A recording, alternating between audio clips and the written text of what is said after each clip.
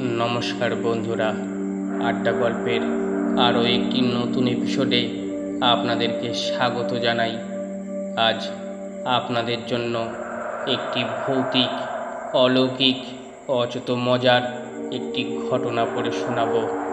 আশা করি আপনাদের অনেক ভালো লাগবে।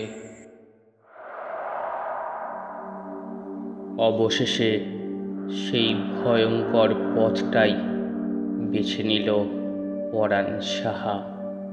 বাপের দেওয়া কিছু টাকা ছিল। ছোটবেলার বন্ধু বিশু মল্লিক ব্যবসা করবে বলে স্ট্যাম্প পেপারে সই দিয়ে টাকাটা নিল। মোটা সুদের লোভ দেখিয়ে সুদও দিল কয় মাস। তারপর রাতারাতি ব্যবসা গুটিয়ে সেই যে গা ঢাকা দিল বিশু মল্লিক। 7 তল্লাট গরু খোঁজা খুঁজেও তার পাত্তা পেল না পরাণ সাহা। টাকার শোকে আর অভাবের জ্বালায় ঠিক করল পরাণ সাহা, এভাবে বেঁচে থাকার চেয়ে বরং সুইসাইড করাই ভালো। ছেলেকে ডেকে বলল, বাবা ঘনশ্যাম, বিশু মল্লিক আমার কাছ থেকে 20,000 টাকা ধার নিয়ে যে কাগজখানায় সই করেছে ওখানে আমি আলমারিতে তুলে রেখেছি। পাড়ার গণ্যমান্য ব্যক্তিদের সইও আছে। যত্ন করে রাখিস কাগজখানা। বেঁচে থাকতে তো আমি ওর দেখা পেলাম না, তবে বিশু মল্লিক বেঁচে থাকলে ওর সঙ্গে তোর দেখা করাবই। সেদিন কাগজখানা দেখিয়ে টাকাটা কিন্তু আদায় করিস। ঘনশ্যাম বাপের কথাটা ঠিক বোঝে না, তবু ঘাড় নেড়ে কাত করে। আর একটা কথা, পরাণ বলে, আমি যদি হঠাৎ মারাও যাই, মরতেই পারি, মানুষের জীবন তো। তবে যেন তড়িঘড়ি গয়ায় পিণ্ডি চড়িয়ে বসবি না। পাক্কা 2 বছর অপেক্ষা করবি বিশু মল্লিকের জন্য। দেখা না পেলে তখন যা ভালো বুঝিস করবি, কেমন? আর সে রাতেই ভাগীরথী এক্সপ্রেসে গলা দিল পরাণ সাহা। অপঘাতে মৃত্যু, মরলেই ভূত। প্রথমটাই যা একটু কষ্ট, তারপরেই শরীরটা একদম পাখির পালকের মতো হালকা। ভূত হয়ে রেল লাইনের ধারে এক দিগল শেওড়া গাছে এক নাগাড়ে 7 রাত 7 দিন ঘুমিয়ে কাটালো পরাণ। বেঁচে থাকতে ভাবনায় চিন্তা কত রাত ভালো ঘুমোতে পারেনি। ঘুমিয়ে এখন শরীরখানা শান্ত হলো, সুস্থির হলো। মনে পড়ল বিশু মল্লিকের কথা। ওই শয়তানটার জন্যই আজ তার এ ভূতের দশা। ঠিক করল প্রথমে গ্রামে গঞ্জে ওকে খুঁজে দেখবে। এখন তো আর হাঁটা চলার বালাই নেই, শুধু মনে মনে ভাবলেই সেখানে পৌঁছে যাওয়া। সুতরাং বেঁচে থাকলে বিশু মল্লিককে খুঁজে বার করতে সময় লাগবে না। আর তার আগে একবার ছেলে ঘনশ্যাম ও বউকে দেখার বাসনা হলো পরাণ সাহার। কেমন আছে ছেলেটা বাপকে হারিয়ে? শেওড়া গাছ ছেড়ে হাওয়ায় ভেসে গ্রামের দিকেই এগিয়ে চলল পরাণ সাহা। গ্রামে ঢুকতেই দেখল চণ্ডীতলার মাঠে অনেক লোকের ভিড়। ছেলে ঘনশ্যাম একটা চেয়ারে বসে আছে তার বাপের ছবির সামনে চুপটি করে। এটা তবে তার শোকসভা হচ্ছে। পরাণ সাহা ভাবল, বাহ, খুব ভালো তো, একটু না হয় বসে দেখাই যাক কি দিয়ে কি করে গ্রামের মানুষ। মাঠের ধারে একটা গাব গাছে পা ঝুলিয়ে বসল পরাণ। সভায় লোকজন মন্দ হয়নি। মাইক লাগিয়ে কার্তিক সভা ম্যানেজ করছে। বলছে, পরাণ সাহার এ শোক সভার আয়োজন করেছেন আমাদের গ্রামের বিশিষ্ট ব্যবসায়ী ও সমাজদরদী হরগোবিন্দবাবু। তিনি এখনই এসে পড়বেন। আপনারা দূরে না দাঁড়িয়ে থেকে সবাই এসে বসুন। হরগোবিন্দবাবুকে চিনতে পরাণ বিশু মল্লিকের শালা। বিশু মল্লিক ফেরার হওয়ার পর বোনের সংসার বাঁচাতে হরগোবিন্দবাবু সে সংসারে গিয়ে উঠল আর ফিরে যায়নি নিজের বাড়িতে। এখান থেকেই ভগ্নিপতির ব্যবসাকে ফুলিয়ে ফাঁপিয়ে বিশাল বড় করে তুলেছে। চেহারায় সাধক সাধক ভাব, কাঁচা পাকা এক জঙ্গল দাড়ি, গোপে মুখখানা ঢাকা, গলায় রুদ্রাক্ষের মালা, মুখে রাধাকৃষ্ণ ছাড়া অন্য কোনো বুলি নেই। বেঁচে থাকতে হরগোবিন্দবাবুর সঙ্গে বহুবার দেখা হয়েছে পরাণ সাহার। মানুষটাকে মোটেই ভালো লাগেনি তার। সবসময় চোখে মুখে যেন কি খাই ভাব। কার্তিক আবার ঘোষণা করল, এ সবার কাজ শুরু হচ্ছে। সভাপতির আসনে এসে বসবেন মহামান্য শ্রী হরগোবিন্দ বিশ্বাস। হরগোবিন্দবাবু সভাপতির চেয়ারে এসে বসল। তাকে দেখে পরাণ সাহা এমন চমকে উঠল যে গাছের ডাল থেকে হড়কে নিচে পড়ে যাওয়ার জোগাড়। বেটা, তুমি তবে হরগোবিন্দবাবু? শয়তান, চোর, জোচ্চোর। হাত পা ছুঁড়ে লাফাতে লাগলো পরাণ সাহা। হয়েছে কি, মরে ভূত হওয়ার পর পরাণ সাহা একটা অন্তর্দৃষ্টি পেয়েছে। এটা অবশ্য সব ভূতেরাই পায়।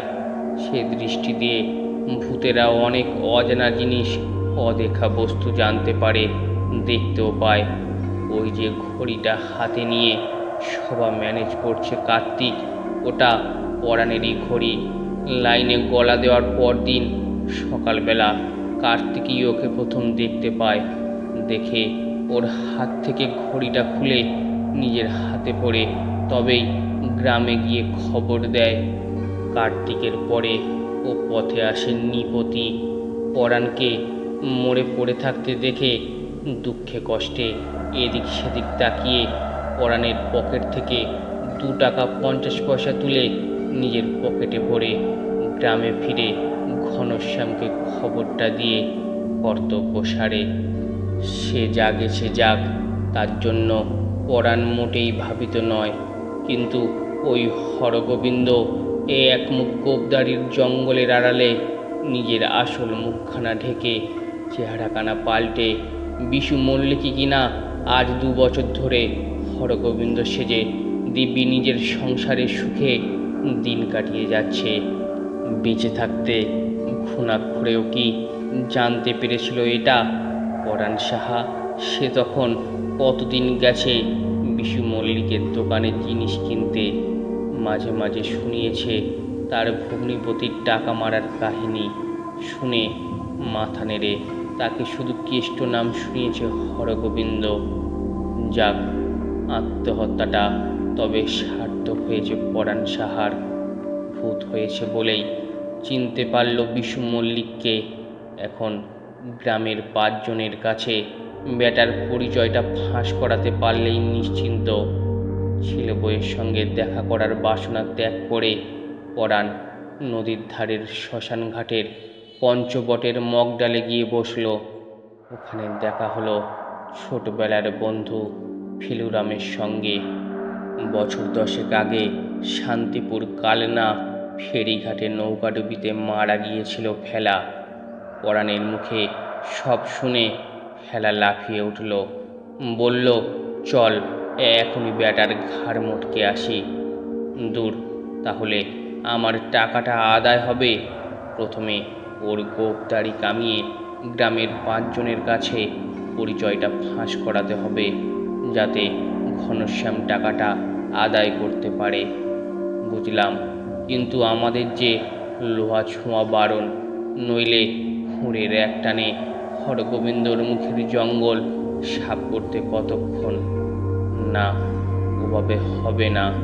এমন রাস্তা বার করতে হবে যেন বেটা নিজেই নিজের দাড়ি কোপ কাটতে বাধ্য হয়। করা যায় ভাবতে ভাবতে দুজনে আবার চণ্ডীতলার মাঠে এসে গাব গাছের ডালে বসে। সভা ততক্ষণে শেষ হয়ে গেছে।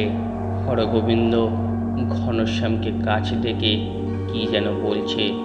কি বলছে শোনার বাসনা মনে পোষণ করতেই পরাণ সাহা গাছের ডালে বসেই শুনতে পায় হরগোবিন্দ বলছে, খরচা খরচা হবে বলে পিণ্ডি দেবে না তোমার বাবা যে, তবে নরকে পচে মরবে। যাও, গয়া কাশী বৃন্দাবন ঘুরেও এসো আর পিণ্ডিটা দিয়ে এসো। টাকার জন্য ভাবছো কেন? আমি তো আছি। দেখো, আমার ভগ্নিপতির সই করা একটা কাগজ আছে তোমার বাবার আলমারিতে, ওখানে আমার এনে দিলেই আমি তোমাকে 1000 টাকা এমনি দিয়ে দেব। কিন্তু বাবা যে কাগজখানা খুব যত্ন করে রাখতে বলেছে 2 বছর। ঘনশ্যাম বলল, কি লাভ? হরগোবিন্দ অল্প হাসে। বিশু মল্লিক কি আর কোনোদিন ফিরবে ভেবেছ? আর সে না ফিরলে ও কাগজখানার মূল্যই বা কি? তার চেয়ে তুমি বরং কাগজখানা নিয়ে কাল বা পরশু আমার বাড়িতে এসো। আমি নয় তোমাকে 1500 টাকাই দেব। বেশ, ভেবে দেখি। মাকেও জিজ্ঞেস করি মা কি বলে। ভাবো, তবে বেশি দেরি করো না। যা করার কাল পরশুর মধ্যেই করো। শুনে পরাণ আর ফেলুরাম ঠিক করল যা করার 2-1 দিনের মধ্যেই করতে হবে। কারণ লোভে পড়ে ঘনশ্যাম যদি কাগজখানা একবার হাতছাড়া করে আর টাকা পেয়ে গয়ায় গিয়ে যদি পিণ্ডি চড়ায়, তবে বিশু মল্লিকের পিণ্ডি চটকানোর আগেই নিজের দফা গয়া। এ অবস্থায় কি করা যায় বলো তো ফেলুরাম? পরাণ বন্ধুর পরামর্শ চায়। ও, আমি ভেবে রেখেছি হরগোবিন্দর দাড়িতে উকুন ছাড়তে হবে, যাতে বেটা উকুনের কুটকুটানিতে ছটপটিয়ে দাড়ি কাটতে বাধ্য হয়। বুঝলাম, কিন্তু আমরা উকুন পাবো কোথায়? ভূত হয়ে তো আমাদের সকলেরই ন্যাড়ামুন্ডি। সেও আমি ভেবে রেখেছি। আমার নাতনি কুটির মাথা ভরা উকুন, ওখান থেকে 4টি এনে হরগোবিন্দের দাড়িতে ছাড়লেই হবে। দূর, পরাণ সাহা মাথা ঝাঁকায়। ওসব পাতি উকুনে হরগোবিন্দের কিছু হবে না। আসল চিনে উকুন চাই। ওখানে বসেই অন্তর্দৃষ্টি চালিয়ে তাও বের করে ফেলল ফেলুরাম। মানকুণ্ডুর পাগলা গারদের এক পাগল উকুনের জ্বালাতেই বেচারা পাগল হয়েছে। ওর মাথা ভর্তি চিনে উকুন। ডাক্তাররা কতদিন ওকে ঘুমের ইঞ্জেকশন দিয়ে ঘুম পাড়িয়ে রাখে। জেগে থাকলেই শুধু চুল ছেঁড়াছেড়ি আর চিৎকার। ওর মাথা থেকে 4টি উকুন এনে ঘুমন্ত হরগোবিন্দের দাড়িতে ছেড়ে দিল ফেলুরাম। দিয়ে দুজনে গাব গাছের ডালে বসে অপেক্ষা করতে লাগলো। উকুনের কুটকুটানিতে ঘুম ভেঙে গেল হরগোবিন্দ বাবুর। এ কি আপদ রে বাবা! এত যত্ন করার পরও কিনা দাড়িতে উকুন। বিছানায় বসে আয়নার সামনে ধরে দাড়িতে পাতলা চিরুনি চালালো কতক্ষণ, তারপর আবার ঘুমোতে গেল। কিন্তু উকুনের কামড়ানিতে 2 চোখের পাতা 1 মুহূর্তের জন্য সারা রাত এক করতে পারল না। ভোরের আলো ফুটতেই ডেটল, উকুন মারার ওষুধ আর কার্বলিক সাবান নিয়ে হরগোবিন্দবাবু বাথরুমে ঢোকে। ওষুধ মেখে দাড়িতে সাবান ঘষে 3 ঘন্টা স্নান সেরে বাথরুম থেকে যখন হরগোবিন্দ বের হলো, ছোবড়ার ঘষানিতে মুখখানা টকটকে লাল। রাতে আবার ওষুধের তেজ সরতেই শুরু হলো দাড়িগোপ জঙ্গলে তাণ্ডব নৃত্য। ভোরের আলো ফুটলেই হরগোবিন্দ দাড়ি কাটার সাজ সরঞ্জাম নিয়ে ঢুকলো বাথরুমে। গ্রাম থেকে লোপাট হওয়ার পর আজ প্রায় 2.5 বছর দাড়িগোপ কাটেনি হরগোবিন্দ। এখন কেটে শান্তি। দাড়িগোপ কামিয়ে গন্ধ সাবান মেখে স্নান করতে করতে যেন আপনা থেকেই 2 চোখ বুজে আসতে লাগলো। এমন সময় স্নানঘরের দরজার বাইরে দাঁড়িয়ে চাকর খবর দিল, বাবু, ঘনশ্যাম বাবু এসেছেন। একখানা কাগজ হাতে করে আপনি নাকি কাগজখানা কিনবেন বলেছিলেন। শুনেই আনন্দে লাফিয়ে ওঠে হরগোবিন্দ। স্নান সেরে কোনো রকমে গায়ে জামা কাপড় চড়িয়ে বৈঠকখানায় ঢুকে বলে, এনেছো? বেশ বেশ, দাও কাগজখানা।